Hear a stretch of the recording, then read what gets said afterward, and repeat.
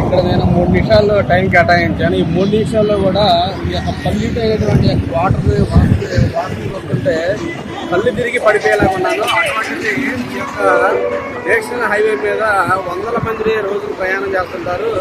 వాళ్ళ పరిస్థితి కూడా ఆలోచించాలని చెప్పి ప్రజానికానికి తెలియజేస్తున్నారు.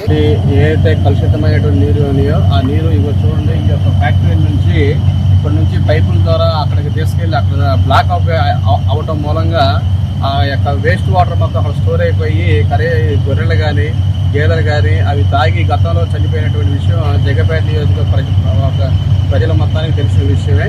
ఈ యొక్క 3 గ్రామాలు ఏదైతే షేర్ మహమ్మద్పేట కానీ అయితే తిరుమలగిరి కానీ తిరుకొండపాలెం కానీ ఇది 31వ వార్డుగా జగ్గపేట కింద కేటాయించారు. ఈ యొక్క వాటర్ స్టోర్ అవడం వల్ల మీరు చూసే ఉంటారు ఇందాక అక్కడ అందులో ఉన్నటువంటి చెట్లు మొత్తం కూడా చనిపోయినాయి. ఆ వాటర్ స్టోర్ అయ్యి భూగర్భ జలాల కనీసం 3 కిలోమీటర్ల వరకు కూడా విస్తరించేటువంటి అవకాశం ఉంది. కానీ ఇటువంటి ఫ్యాక్టరీల ద్వారా వచ్చేటువంటి విషపూరితమైనటువంటి యొక్క నీళ్ళని రానియకుండా చూడాలని ప్రజాప్రతినిధులు కోవడం జరిగింది. మేము అధికారంలో వస్తే ఇటువంటి ఫ్యాక్టరీల ద్వారా వచ్చేటువంటి యొక్క కలుషితమైన నీరు ఏదైతే ఉందో అది ప్రజలకే హానికరకుండా చర్యలు తీసుకుంటామని జేబీఎం పార్టీ తరఫున చూడండి, వాటర్ చూడండి ఎలా ఉందో. ఆ ఫ్యాక్టరీల ద్వారా వచ్చేటువంటి యొక్క వేస్ట్ వాటర్ అక్కడ స్టోర్ అవ్వడం మూలంగా అక్కడ నుంచి ఇక్కడ దాకా షేర్వంపేటలో కనీసం కిలోమీటర్ దూరం ఉందండి. అక్కడ నుంచి భూగర్భ జలవనరుల ద్వారా అక్కడ పొల్యూట్ అయిన వాటర్ ఇక్కడ దాకా కూడా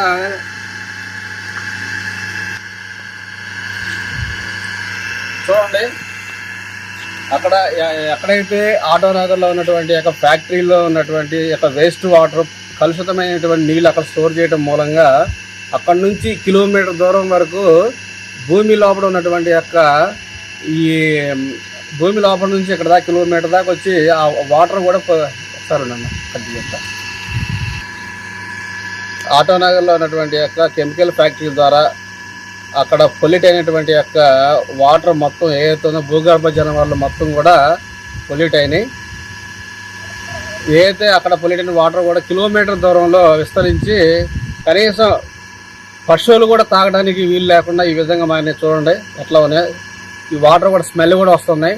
ఇవి తాగితే జంతువులు కాదు కదా మనుషులు అందరూ కూడా చనిపోవడానికి అవకాశం ఉంటుంది.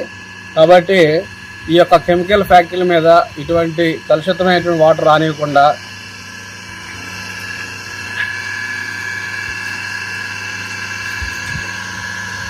చూడండి ఎంత పని చేసిన వాటర్.